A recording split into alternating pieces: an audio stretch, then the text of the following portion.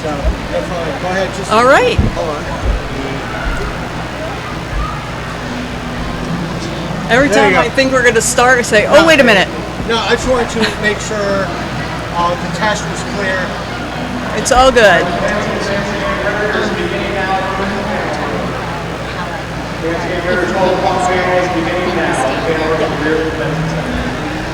If you think that's good. Hi, everybody. Welcome, welcome, welcome. My name is DonnaJean, and I am with the one and the only girl in the bathroom, Nancy Ann Ritter. Hey guys, so excited to be here and so excited to get to be with you guys. Thank you for coming. I have something one up on you guys. I have a podcast called DonnaJean's Coffee House of Horror, and it's on a channel called Nerdbox. And not long ago I interviewed Nancy Ann, so I got some pretty awesome and amazing stories. And I would like to start out before the Q&A by asking Nancy to share with you how she actually first got the role in Scream, because it's a pretty fun and awesome story. So I had just moved to Los Angeles, graduating from Northwestern University, and my friend at the time, Julie Pleck, was Wes Craven's assistant. And I'd only been in LA like 5 months, I was 22, and Julie called and she goes, "How tall are you?" And I said, "I'm 5'7", and she said, "That's perfect." They had narrowed the part of Sydney down to 5 actresses, one of them being Neve. And the big audition day with Wes Craven, the average height of each of the girls was 5'7", so they wanted me there to stand in for Sydney, just to help Wes Craven set up the lights and camera. And the first half of the day, I stood behind Wes just because he had a good view of the monitor, and then the 2 scenes were this first scene where Skeet crawls in through her bedroom window, and they have that little G-rated on top of the nightgown action. And then the second scene was when the killer first calls Neve Campbell, and they had little makeshift sets set up. So Neve went, Brittany Murphy also auditioned that day, a girl from My So-Called Life, AJ Langer, and then a girl named Megan Ward. So those 4 went, and then Alicia Witt, who's a redhead. So kind of halfway through the day, when he was setting up just the lighting and camera, Wes turns around to me and he goes, "Do you know the lines to the 2 scenes?" Because I'd been watching the actresses. I said, "Yes." And this particular time, he wanted me to do the whole scene as Sydney for the camera and lights, just to get it set up, and then the phone call scene. So I did both scenes, and right when I finished the phone call scene, Wes Craven beelined up to me, and he put his hand out and he goes, "That was excellent." And he went to go check on one of the actresses, was in hair and makeup, and right as he left the room, he was like, "Have her read for one of the bathroom girls." And the casting director at that point came running over, and she said, "Once we finish casting all the lead main characters, we'll bring you in." So initially I had auditioned for the cheerleader. I've been acting since I was 9. The cheerleader audition was literally the worst audition I've ever given. And then ultimately cast me as the girl in bathroom, the sidekick to the cheerleader. And it all happened super, super fast. They called to say that I'd gotten the bathroom girl like on a Tuesday, and I was on the plane by Thursday. We were able to shoot the scene. We got it done on a Friday. They shot Neve Campbell's reaction shots to the mean things that the cheerleader's saying. They shot her reaction shots on a separate day. So on our day, it was me and the cheerleader, and they had just finished shooting Henry Winkler's getting stabbed, the principal getting stabbed scene. So I saw him in his bloody shirt, and then we did our scene. And they kept us through the weekend in case he needed to get extra shots, but he got everything he needed on Friday, on one day.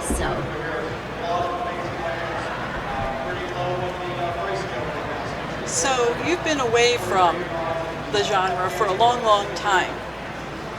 And I know when I interviewed you, you seemed so surprised that there was so much love of the Bathroom Girls. You guys have love for the Bathroom Girls? Bathroom Girl love. Does anybody have any questions in specific they would like to ask?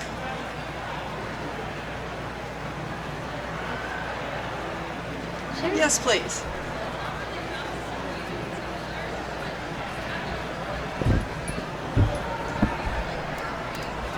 Hold on one second. I heard. So my favorite. Okay, so I'm a horror movie virgin. I was no, but I have an answer. So I guess I would first say Psycho was the first one, and I love Norman Bates, and that scared the tar out of me. And now I am finally ready to dive into all the Nightmare on Elm Streets, but when I was younger growing up, I was just too afraid. But yeah, Psycho would have been the first one, and then I only recently just watched the first two Halloweens. And now now that I'm starting to do the conventions and everyone asks me, have you seen Nightmare on Elm Street? And I say no, so then I feel so, yeah, so I'm excited to just kind of dive right in and watch everything. And I wanted to know, what was your favorite horror movie? If you had to pick one.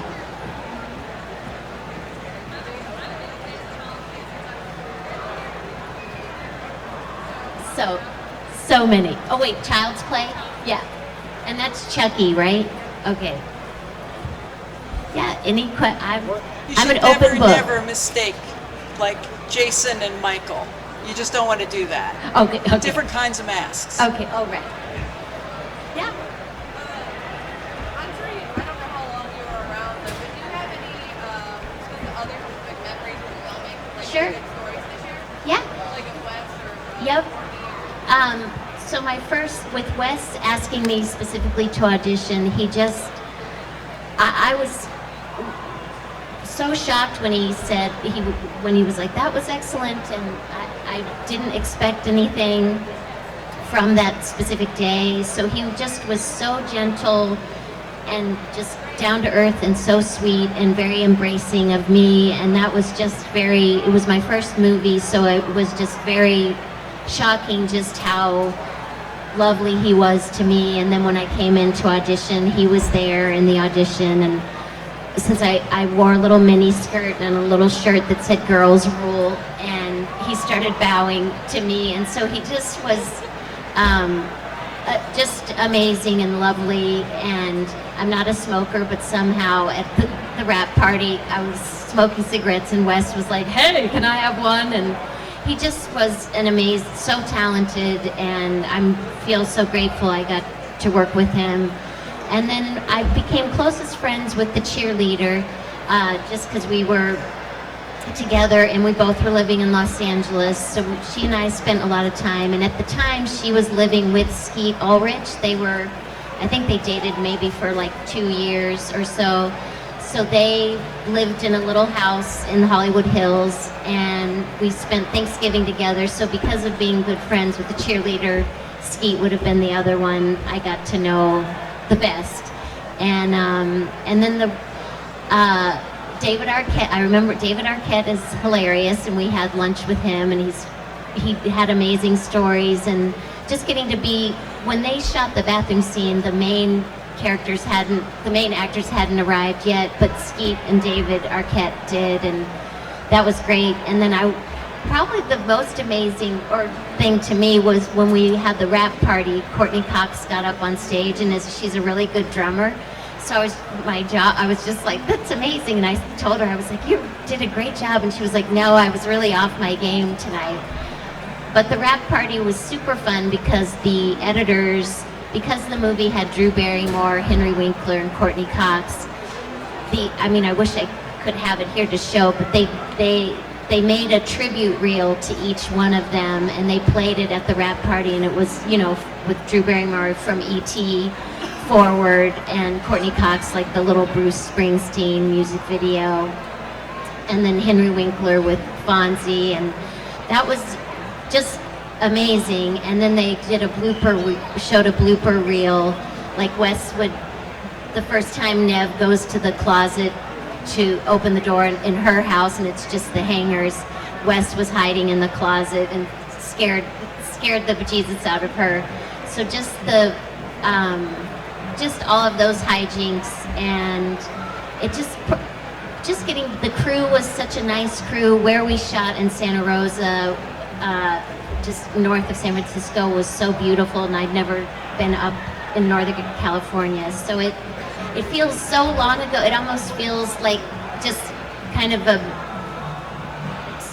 just a miracle that it happened, and very magical, and then just amazing to see I've only seen Scream 2, but I'm excited to see Scream 3, 4, and then obviously the new one. And I just feel really grateful to have been a part of, even though I'm such a tiny part, just to be a part of the Scream franchise. And yeah, there were no egos on set.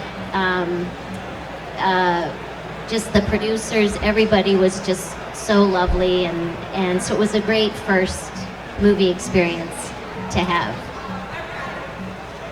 If you could play any other role in the original Scream, any other role, who would it be and why?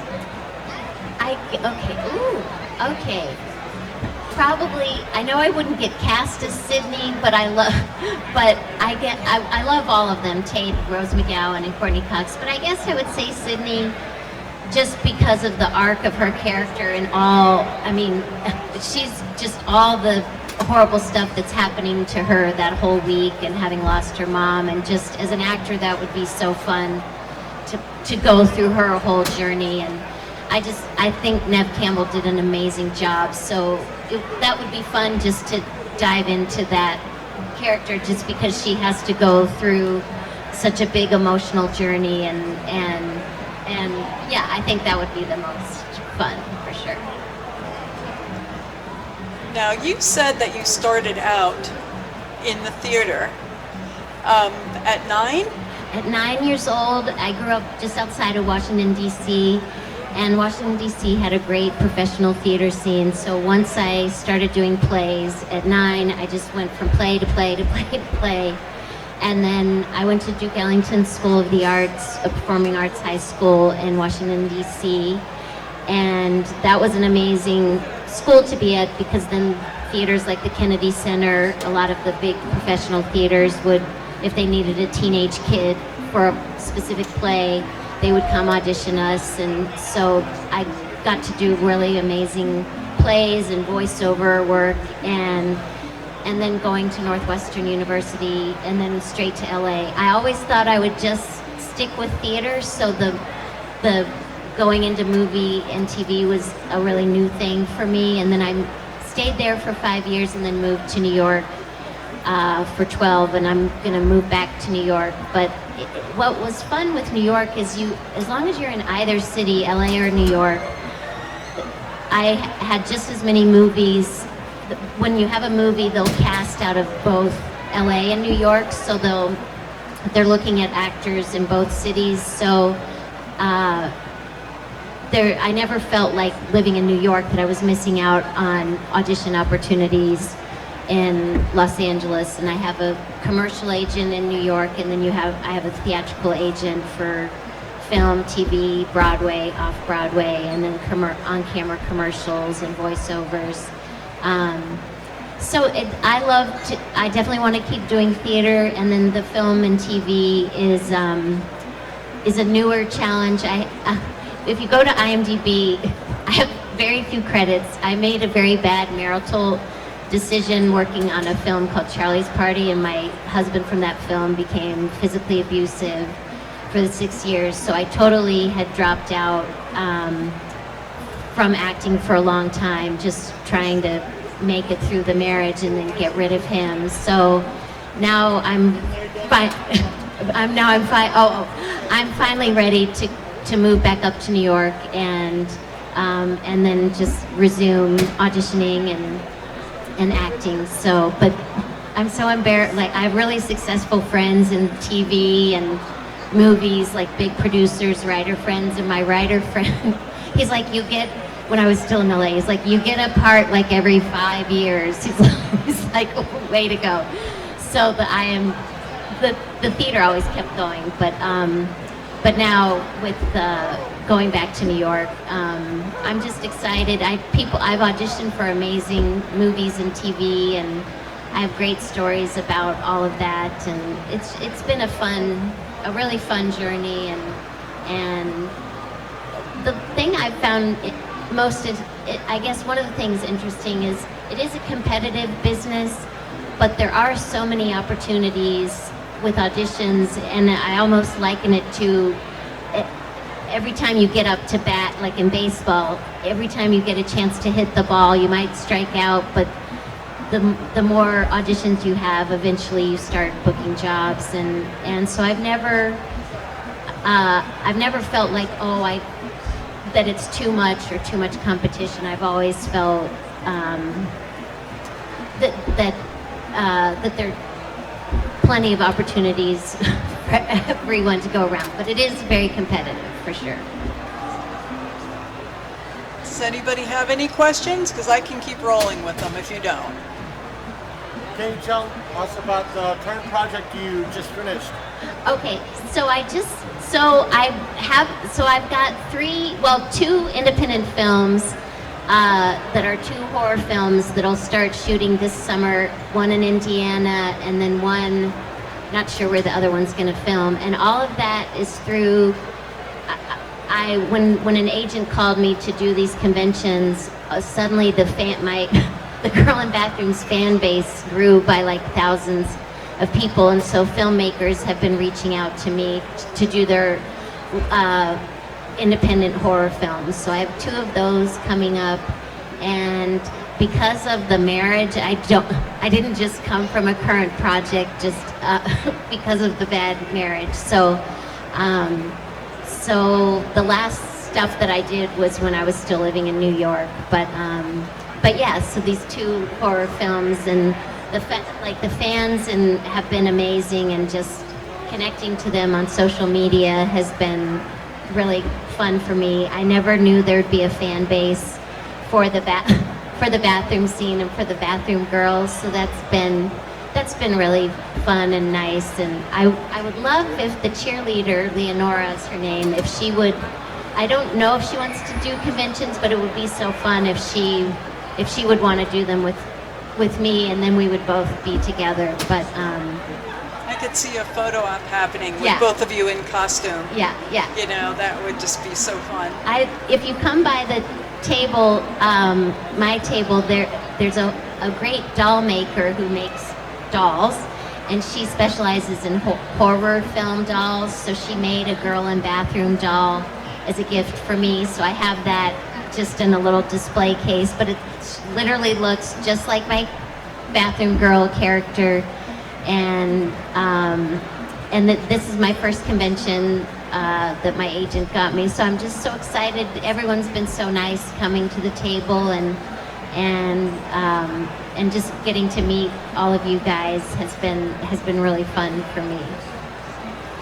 And you're all welcome to stop by the table and say hello when we're over there too. A couple of you already did, so thanks for that. And we have a big, they did. We have a big scream. When the movie came out in 1996, I'd flown home to Virginia to take a bunch of family and friends to see it at the multiplex, and my dad went up to the multiplex manager and he said, "My daughter's in the movie," and saying that I played the bathroom girl, and the manager was like, "Here," and he gave, you can see it at the table, the huge Scream banner, like not even a poster, but this huge banner, and he just gave it to my dad, and I always had it with me where moving from LA to New York, and so I was so excited when I got asked to do the convention. So it's hanging up, the big Drew Barrymore face, and then we have some great smaller posters and pictures, and so yeah, this is so exciting just to be here with you all, and then seeing all the different booths and stuff. So do you find that when you have gone out for the auditions, are they looking for a character that's kind of like the bathroom girl? Because, you know, in that scene, she was the nice one. You know, she was the one kind of saying, hey, you know, let's give her a break. Her mom did just die. Do you find you're kind of stereotyped into that? Not, you know, that's it, not at all. I mean, a lot of the characters I audition for are quirky, well, sometimes dramatic characters or comedic, but I haven't been pigeonholed, which is nice. I mean, they're always quirky and to some extent, but there was a movie I did, Charlie's Party, that had a lot of dramatic and comedic stuff to it. I love just drama, just straight drama.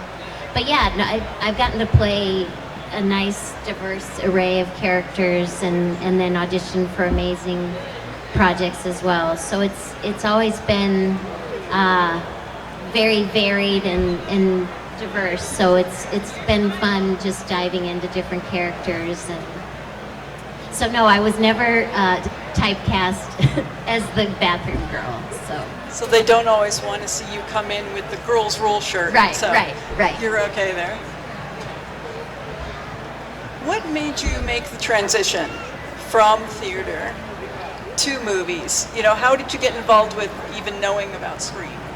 Well, I always thought I would stick with theater and go straight to New York City. But my acting teacher at Northwestern University was just very encouraging for me to go to LA and give it a try with movies and TV. And so I was kind of shocked that I went to the West Coast, but I did, and it turned out well for the 5 years I was there, and then 12 years in New York and going back to New York. I think with the adding film and TV was just a new challenge because it's so different from obviously being on a set with the camera right here. In fact, Wes Craven, when we were doing our close-ups in the bathroom scene, they took each mirror out and put the camera right up as the mirror. And when I started doing my little makeup stuff, Wes came into the bathroom and he goes, "You look grotesque." He says, "It looks like you're playing to a Broadway theater of like 1,000 people." And he was laughing, but I knew exactly what he meant. And I like tough love anyways. I like a director being very direct and straight. And so once I kind of made that adjustment, and then Wes would just keep saying, "Shave it, shave it, shave it," just to make it as small, you know, coming from the theater, everything's kind of larger than life. So just hearing him off camera, just shave it, shave it, shave it, and the one line where I say, "You're evil, she watched her mom get butchered," he wanted that super soft. And so he was kind of just like coaching us on the sidelines, and I was very, very nervous. It was just very technical. In the bathroom stall, they had to put a crew guy behind me straddling the toilet because they didn't like when each of us come out of the bathroom stall, the door was, you can hear the door in the scene, each bathroom stall door, but it was making a really loud noise. So the crew guy was behind me straddling the toilet, but then there wasn't enough room for me in front of him, and because the bathroom door kept opening. So he held me by the back of the purple shirt while we were doing the lines in the stalls. And then when it was my turn to come out and say, what would Sydney want with Steve? She has her own bubble butt boyfriend, Billy. Then he would let my shirt go. And then you hit your marks on the floor, but then with the close-ups on the sink or at the bathroom mirror, they put plywood on each of our sinks so that with our stomachs, if we touched the plywood, we knew we were leaning forward too much. And then they had dangling red tape from the ceiling, also in our eye line to not lean too far forward. So I literally felt like I was in a straitjacket because I didn't want to mess up any of the movements. So just learning how to do, I have such admiration for movie actors because it is such a different ball game from theater, and I still have a long ways to go to just feeling comfortable in front of a camera and then just making it as stripped down as I can. But it's fun. It's fun to be able to bounce back and forth from theater to TV, commercials, voiceover, and films. So it's been an adventure for sure. Oh, there's Ghostface. Oh no! Oh no! You all better dive under your chairs. I love it. Are you Skeet or Matthew Lillard? We don't know. We'd have to pull the mask off. But do you all, I'm just so curious, do you remember, because you guys are so young, where you were when you first saw the first screen? Did you see it on DVD? Well, your DVD. So did you mostly see it at home on DVDs? The DVD. What did you think? The Drew Barrymore. This is a fun little. Now she said she's never seen it. You have now. Are you gonna go? I mean, not peer pressure, not to apply peer pressure. It's so good. The opening scene. It is scary, but there's a lot of fun stuff, very comedic stuff as well. But the Drew Barrymore scene, that was the first thing that they shot, and it took about 5 days. So then when they were doing our bathroom scene, do you remember when Drew Barrymore's hanging from the tree? So that was all like a dummy doll. And in the makeup trailer, they had her head still in there, and it of course looked just like Drew Barrymore, and it was just sitting there on the counter. But what I always thought the behind the scenes stuff was cool. So apparently Harvey Weinstein and Bob Weinstein, the producers, weren't quite sure of the footage that they were seeing, if they wanted to keep Wes Craven on the movie, which is insane. So Wes, after they did Drew Barrymore's scene, he cut it together with the editor and sent it to Harvey and Bob Weinstein to basically be like, leave us I know what I'm doing. And the two Weinsteins were like really impressed with that whole first scene with Drew Barrymore, which I think is so well done. But once they saw that scene, then they left Wes Craven alone and let him do his thing. And then I don't know if you guys knew, which I didn't know this, Drew Barrymore was a silent producer on the film. And initially I'm sure you guys know some of this stuff. They first wanted Drew Barrymore to play Sydney's part, and it was her idea to switch to playing Casey, because she thought since she was the biggest name in it, no one would believe, like if she died, then the audience would be like, oh, anyone can die. So that was her whole, she was behind all of that decision making, and I thought that was so brilliant, because I can't think of another scary movie where the big star dies within the first 10-15 minutes. Wait. Okay, okay, I'm late to Game of Thrones. What? Any character can die. And then they bring them back. Yes. Well, sometimes no. I mean, Ned Stark died within the first season. Oh, that's right.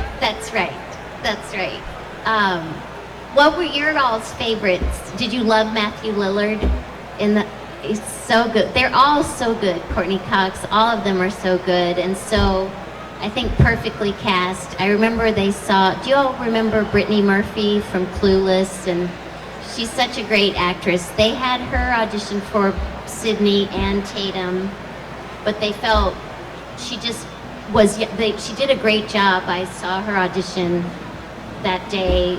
I was there for Sydney, but they felt she was too young looking at that time to play either of those parts. But she came to the premiere, and I was wearing a little leopard print like slip skirt, and Brittany Murphy was there with her mom, and she was like, "I love your skirt." And but yeah, it was just interesting to see all the different. I can't remember who auditioned. I think Matthew Lillard wasn't even auditioning, he was there with like his girlfriend, and they saw him in the waiting room, and the casting director was like, "I'd like you to come in and read for Stu," and that's how that happened. And just all of that little behind the scenes stuff I think is so fun to hear about. You guys probably know so much of the behind the scenes info, I'm sure. Have you all seen Scream? What, other than one, what was your favorite so far? 2, 3, 4, or 5? 3 or 5. I haven't seen Scream 5. I'm so excited to see it. And well, I'm so excited to see all of you. I'm gonna tell you something that I might get lynched for. No. But since I volunteer at other conventions, I watched the first Scream for the first time because last year I was told for a while I was going to be working in the Skeet and Matthew Lillard panel. So I watched it for the first time last year. That's so... And then I watched it again when I was going to interview you. So I haven't seen any of the other ones yet. Well, and I've only seen Scream 2, so we'll have to watch 3 and 4 and 5 together. The conversations of the behind the scenes stuff in that panel with Skeet and Matthew was hilarious. Oh, I didn't know Matthew Lillard had said that he came pretty close to being cast as Negan in Walking Dead. I didn't know And that. that was pretty much like, what a different character he would be. That is amazing. But yeah, it's been fun watching all of the main actors, just their journeys and the rest of their careers has been fun. Now, have you remained in contact with any of them? So the cheerleader, we became really good friends in Los Angeles, and then she and I reconnected in New York City.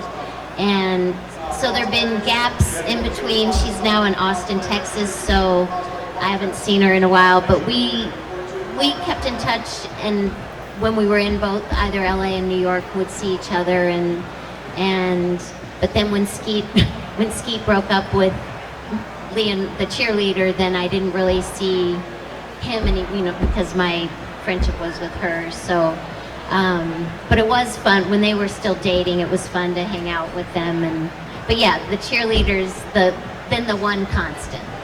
Yeah. It would be really nice now that with the new Scream out, and there are Scream panels happening at a lot of cons. It would be great to get you in on one of those panels. Oh, that would be so fun. Yeah. I'm just amazed. I truly am amazed. I knew Neve and Skeet did the conventions, and I never thought that anyone would be interested in the Bathroom Girl, because it had been 25 years, but then I think with the 25th anniversary that came up in December, and then the 5th one coming out in January was when the agent reached out to me. But yeah, I was really stunned because I thought who's going to be interested in the girl in Bathroom? But that's been yay. But no, it's been super fun. Just some of the fans have said how much with the bathroom scene that if they were bullied themselves in high school, that they really related to what Neve Campbell was going through.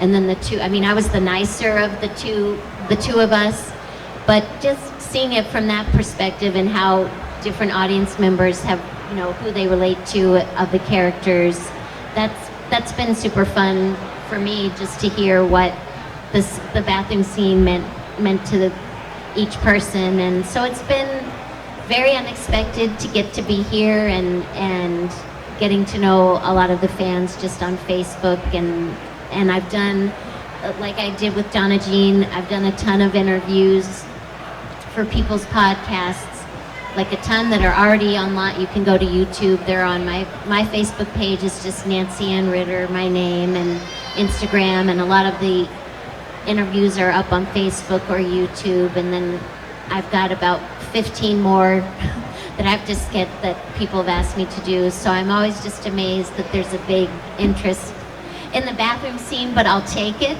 If I'm only ever known as the Bathroom Girl forever, then that will be fine.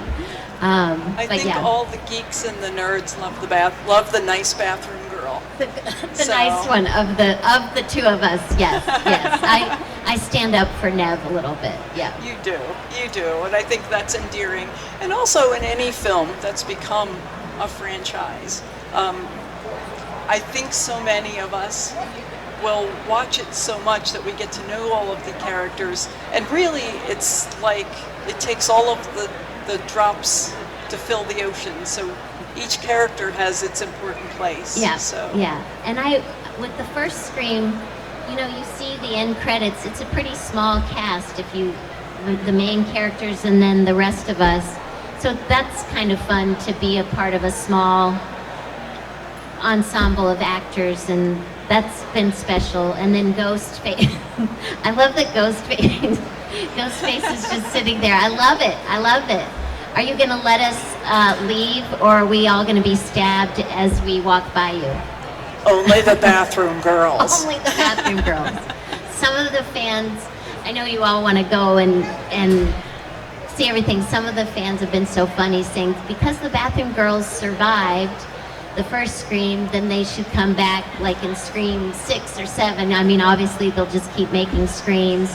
Or the fans will say, what do you think the bathroom girl is doing now? And one fan was like, I think she's running her own bakery in Woodsboro, and that she gives a discount on cupcakes if they use the word pathetic, like the promo word is pathetic, since that's when I say at the very end, you are pathetic, that gets you a discount on a cupcake if you use that word. But yeah, it's been funny just hearing all the theories, and especially now with Scream 5, just people trying to say, oh, we think the girl in bathroom could be this character that, that could come back. I mean, as the girl in bathroom, but trying to weave in connections to where they took Scream 5. So yeah, it would be totally fun to come back. We could come back as old ladies in the bathroom. But yeah, it is fun to see how they continued them through all the Screams with, some of the main characters. So. Well, we have about 3 more minutes. Does anybody else have a question? Yeah, Mavis, hi.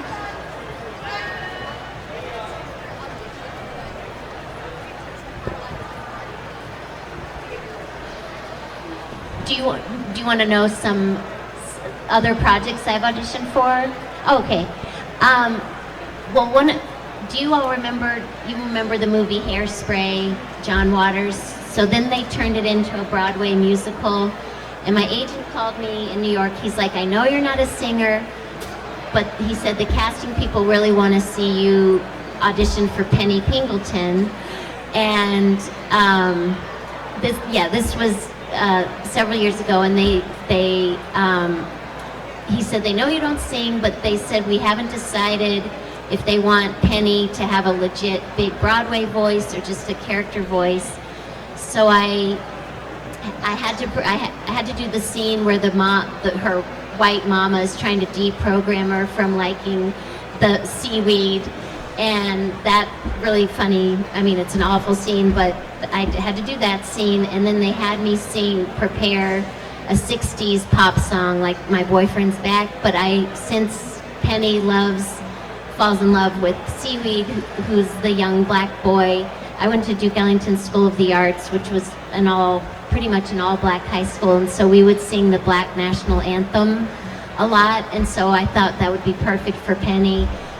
It's called Lift Every Voice and Sing, and I did a little gospel march, and there were like 20 people, the producers, the director, there were about 20 of the creative team in the big audition room, but the song, well anyways, to cut to the chase, so they called my agent, the audition was super fun, and they said she was the best actor we saw for Penny, but we decided we want a girl with a big singing voice who can do, that they wanted a legit, because sometimes for a certain character, they might just want a quirky, just a character voice, like when Matthew Broderick, he's obviously Matthew Broderick, but But that was an amazing audition. There was, do you all remember the movie Signs with Joaquin Phoenix? That was an audition. Oh gosh, so many. So many commercials. I've done a McDonald's commercial chasing after a chicken McNugget. I'm gonna have to, but tons of movies, tons of TV, and it's just always constant. I mean, not right now because I'm down in Virginia, but yeah, when I'm in New York, you're auditioning almost every week for on-camera commercials, voiceovers, movies, and TV. Mavis, I'm gonna have to make sure when I go over back to the table, write down all of the movies I've auditioned for because I'm blanking right at the moment. But yeah, I've done some independent films that I really played bigger characters and learned a lot doing some of these independent films, and it's been so fun going along this whole ride of being an actor. Well, we are out of time, but if you guys know of any horror cons that look like they have screen panels happening, you can request that Nancy Ann Ritter be a part of that. Request it to the owner. All the convention websites have places where you can contact them. It's all over Facebook and Twitter. So request Nancy Ann be a part of that. And thanks so much for joining us, and keep screaming. Thank you guys so much. This was so fun, and have a great rest of the day.